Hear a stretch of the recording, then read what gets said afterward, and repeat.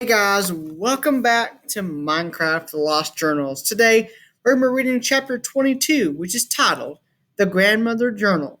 Starts on page 207 and goes to page 214. If you guys have enjoyed this novel so far, make sure you hit that subscribe button for more Minecraft The Lost Journals. Without further ado, chapter 22. Allison marked her place in the journal as she watched them go, wondering if their plans would work out or if they would discover that Nicholas was gone for good. She was beginning to lose hope, although she never told Max that. But how long were they going to search for him? Max was wearing all cursed armor.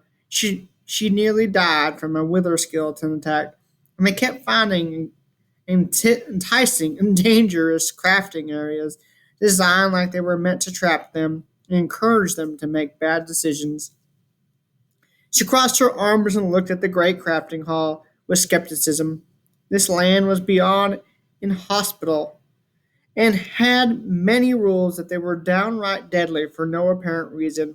Again, she found herself really wishing there weren't tempting beds upstairs. At this point, she might lie down on one, because even if she exploded, she would at least die comfortable.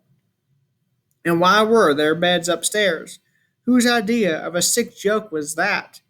This was not the best way of thinking. Allison conceded, and she started taking inventory of the chest again. Against her better judgment, she started with the creepy chest full of eyes. She opened it and took out the top one. She knew it wasn't a real eye. This was smooth and cool like a stone, and not squishy, the way she would have expected an eye to feel. It was green and shiny and looked around the room as she held it. Now, what are you for, little eye? She asked out loud, but it didn't answer. If it had, she wouldn't have been surprised, not after the day she'd been here in the nether, but it merely looked at her. The precisely written journal might tell her. She found it in the bottom of a chest, reminding her of Nicholas's journal, while being wholly different. In that it was clearly and carefully written. She shuddered and put the eye on the table beside the journal and flipped it open again. The handwriting was painfully neat, in a way that made her hand ache to think about making such careful letters. The whole thing was methodical and orderly, almost obsessive, its pages crammed with as many words as possible. She read slowly to make sure she didn't miss anything. The journal says, "The Eye of the Ender is a rare and sought after item that you may sometimes find within treasure chests, but rarely. If you're a fighter, and you definitely should not be one, I hope I raised you better than this. You could craft one, since crafting one requires an ender pearl, something that's easiest to get by killing an enderman. Easiest is a joke. My companion says I don't make enough, but endermen don't take kindly to people looking at them, much less killing them and taking their pearls. So I suggest finding the eyes or finding the pearls and mixing them with blaze powder. The powder is also difficult to get, but if you're out hunting Endermen, then you might as well hunt a few blazes and get their loot as well. Really, you're better off finding an eye than a crafting one. If I find out you've been hunting components to make this item, you will be punished. Once you have your eye, whether looted or crafted, it's more than just a knickknack to at bring out at parties to creep out your host. I admit to doing this in my youth, but I now regret it. In fact, we recommend you do not do this because someone at the party might know what you have and may try to take it from you.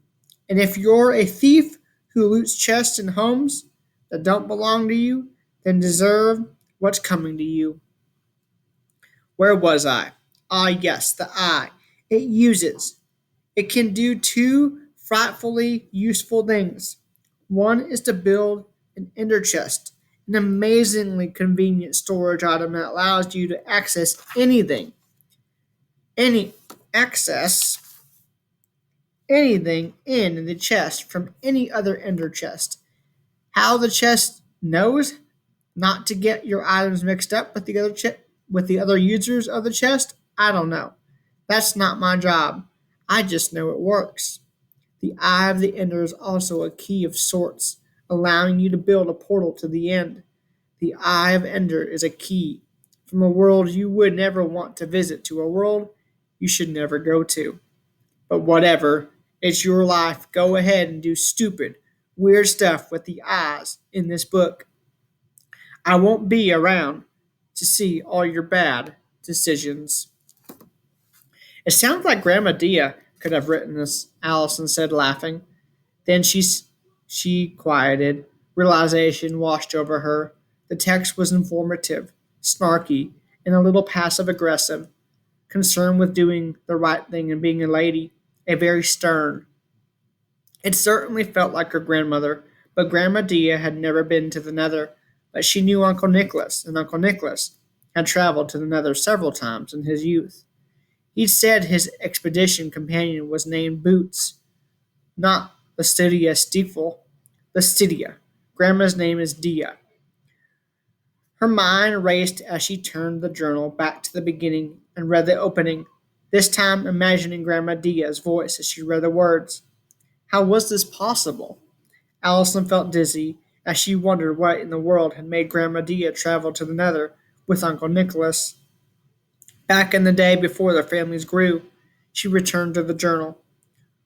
On page 8, Nicholas was named. On page 12, she admitted that she hated her nickname that was Boots, since that's what her last name meant.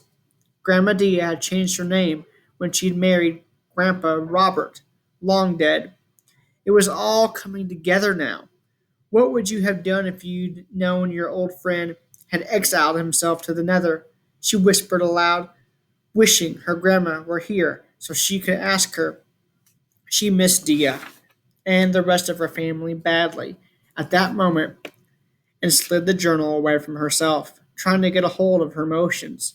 A lady doesn't spend her time adventuring around, Grandma Dia had said after Allison came home one day covered in scratches from wandering through the woods with Max. But if you are going to decide to not be a lady, always prepare yourself with the proper tools. Her throat tightened. Grandma Dia had been obsessed with being a lady. Instead, she'd been giving her advice. Grandma Dia always told her to go out with at least a pickaxe and a shovel. Grandma Dia always insisted she watched the time of day. Grandma Dia always had faith in me. Grandma Dia believed she could handle anything. She believed that Allison shouldn't go adventuring, but never told her she was unable to do so. Grandma Dia hid her advice in a lot of stern reprimands. Allison hadn't been listening closely. Why didn't you just tell me? She whispered aloud, a tear dropping down her face. If Boots had been there, they would have found Nicholas, convinced Freya to leave the Nether, and been home by dinner time. After pacing the room, taking deep breaths, Allison felt she had control again. She went to the crafting table and got to work. These skeletons were not the only ones that Bunny Biter had led away. Max could tell Freya was getting worried, since they had yet to find the wolf, but the skeletons they approached were acting oddly all the same time. They neared the mobs cautiously, weapons ready, and found the skeletons weren't chasing something, but milling about in a confused manner, waving their swords and bows around. What are they doing? Max whispered, edging closer. He gripped his sword tighter, convinced this had to be a trick. Never mind that. What are they carrying? Freya asked. These skeletons look like skeletons usually did, either in an occasional piece of armor or wearing nothing but bones, but some carried colorful banners instead of weapons. The skeleton closest to them was carrying a garnished pink banner with the image of a blue horse on the front. Max recognized it with a shock. Allison's mother had made it. Allison's mother had loved to knit with the brightly colored wool her sheep produced, and she gave the banners out on holidays. Max owned two himself, but he had packed them away. as he didn't want to upset Allison. But now he felt his own grief well up in his throat as the realization the Blue Horse banner had been a gift from Allison's mother to his own Uncle Nicholas. The banner, it was Nicholas's. Allison's mom made it, he said to Freya in a strangled voice. What is he doing to those skeletons? Freya asked, scrunching up her nose. Has another made him lose his mind? What if that skeleton is Nicholas? Max said. She took her head. Nah, that's not the way it works.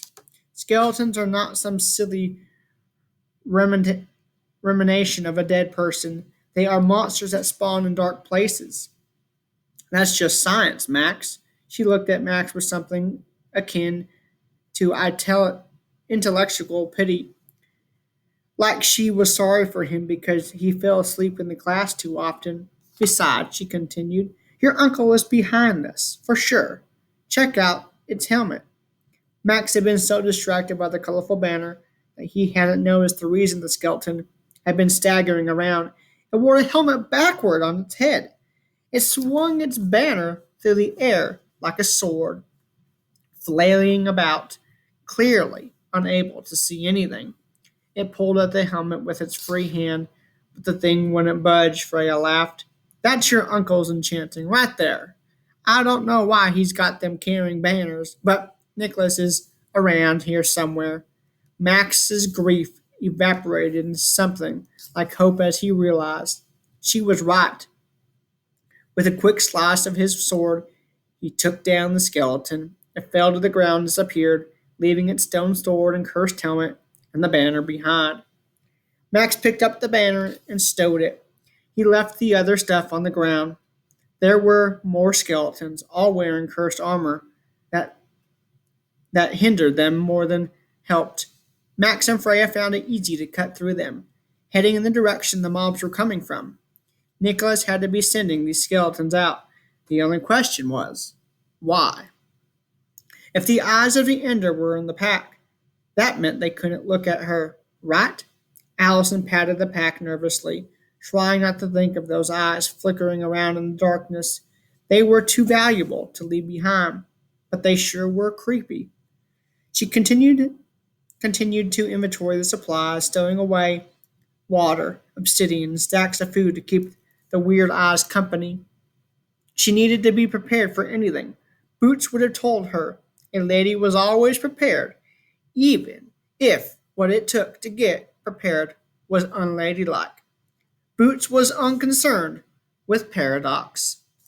That wraps up chapter 22. I hope that you guys enjoyed. And if you did, hit that like button, and I will see you next time.